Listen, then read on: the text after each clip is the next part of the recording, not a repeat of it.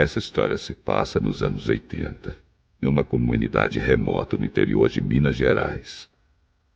Todo ano, no dia de finados, peregrinos vinham de outros bairros para uma procissão até o cemitério local, distante cerca de 8 quilômetros da comunidade. A procissão lembrava os falecidos e pedia proteção dos santos para os vivos e suas famílias. Meus avós participavam todo o ano desta romaria e levavam seus filhos juntos. Aquele ano, minha avó levava meu pai, recém-nascido, para participar de sua primeira romaria. Meu pai ainda não tinha sido batizado. Dias antes da romaria, surgiram boatos de um animal estranho que corria pela trilha, indo do cemitério até perto do vilarejo, e depois seguindo pela trilha até um casarão abandonado, situado depois de uma encruzilhada. O animal corria e uivava. Quem chegou a ver o bicho o descreveu como um grande cão desengonçado e com falhas no pelo, como se fosse sarnento. Alguns homens realizaram buscas para tentar localizar o bicho, mas foi tudo em vão. Pessoas até cogitaram adiar a procissão, mas como era uma tradição e vinha gente de outros bairros, ela foi mantida. Meu avô conta que naquela madrugada, antes do início da romaria, a lua cheia brilhava muito no céu. Estava frio e uma névoa se formou, dificultando a visibilidade. A romaria já estava na metade quando, de repente, todos ouviram um galope muito forte, que parecia ser de um grande animal, que andava cercando os peregrinos, correndo pela mata e escondido pela névoa. Então, ouviu-se um rosnado e um grito. O grito era do seu Geraldo. Ele era o responsável por fazer o café da manhã do pessoal e seguia atrás dos peregrinos, fechando a romaria com sua carroça. Todos se assustaram e correram para ver o que tinha acontecido. Ao chegarem perto de onde a carroça estava, lá no fim da romaria, encontraram apenas o burro que puxava a carroça, muito assustado. Nada do seu Geraldo. Parte da carroça estava destruída, com sinais de luta. Todo mundo ficou assustado. Então, mais rosnados e galope pesado, como se um bicho muito grande corresse em volta dos peregrinos. De repente, um grande cão negro pula na trilha, ficando bem na frente da minha avó, que estava com meu pai no colo.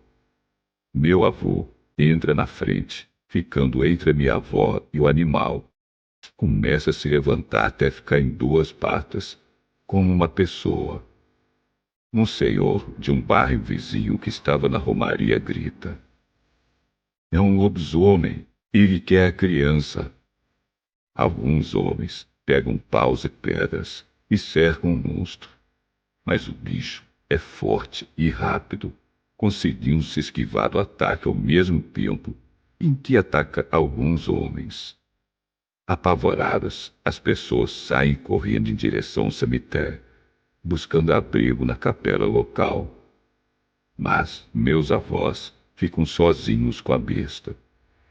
Alguns peões que iam à frente da romaria, junto com o padre, voltam para ver o que acontecia. Um deles tem uma faca de prata e consegue acertar o bicho nas costas, enquanto os outros e o padre protegem meus avós e o bebê. Ferido, o lobisomem pula para a mata, dando oportunidade para que todos corram para a capela. Durante a fuga, meus avós escutam um monstro correndo ao lado da trilha, escondido pela névoa.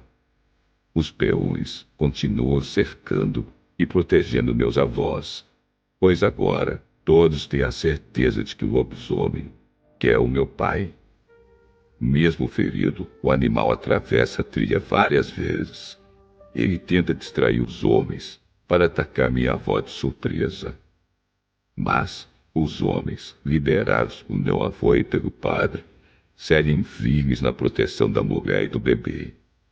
Mas o monstro é inteligente. Em um salto, ataca um dos homens que seguia mais atrás, arrastando-o para o mato, enquanto o coitado grita por socorro, até ficar calado. A lua brilha forte no céu, e ao longe, o padre vê a entrada do cemitério, e mais ao fundo, a capela, onde algumas pessoas buscaram refúgio. Todos estão correndo ainda mais rápido. Um dos peões aparece com a carroça do seu Geraldo e manda meus avós pularem nela. Bom, nós protegeremos a retaguarda, diz o padre para meus avós. Rapidamente, a carroça entra no cemitério e vai até a capela. Um pouco mais atrás, o padre e os homens também se aproximam do cemitério. Mas novamente, o lobisomem ataca. Desta vez, porém, ele não consegue arrastar sua vítima, que é salva pelos outros homens, que carregam até a capela. Naquele local sagrado, eles estariam a salvo daquele demônio. O padre pediu para que todo mundo rezasse. Logo, um forte rosnado foi ouvido do lado de fora da capela. O bicho estava ferido, mas vivo. Alguns homens decidiram sair e enfrentar a fera. Os bancos da capela foram quebrados e seriam usados como estacas. O padre pegou um crucifixo antigo, o abençoou várias vezes e saiu junto com os homens. Logo, o lobisomem foi cercado. Como estava ferido, já não tinha mais a mesma rapidez e não conseguia se livrar de todos os golpes.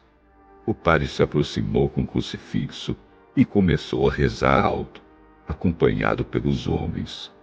O monstro caiu de joelhos e parecia sentir muita dor. Nesse momento, o meu avô, que assistia tudo da capela, notou que a faca do peão ainda estava nas costas do mestre.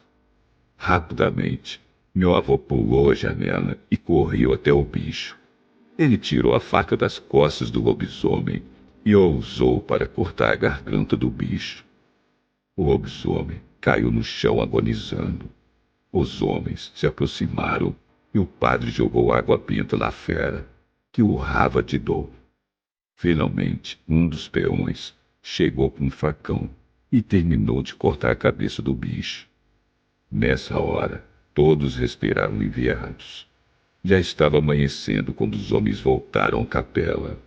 O corpo do monstro foi se transformando em gente.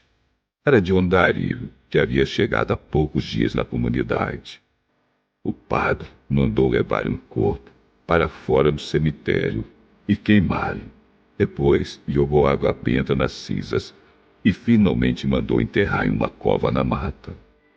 Mais tarde, descobriram que o monstro ficava escondido no casarão abandonado que existia depois da encruzilhada da trilha dos peregrinos. Alguns homens foram ao local e o incendiaram, para garantir que ninguém a usasse como esconderijo de novo. Naquela mesma semana, meus avós batizaram meu pai. A romaria continua até os dias de hoje. Só que agora, muita gente leva uma faca de prata ou um crucifixo consagrado, além da água benta. Nunca mais se viu nada de estranho na trilha.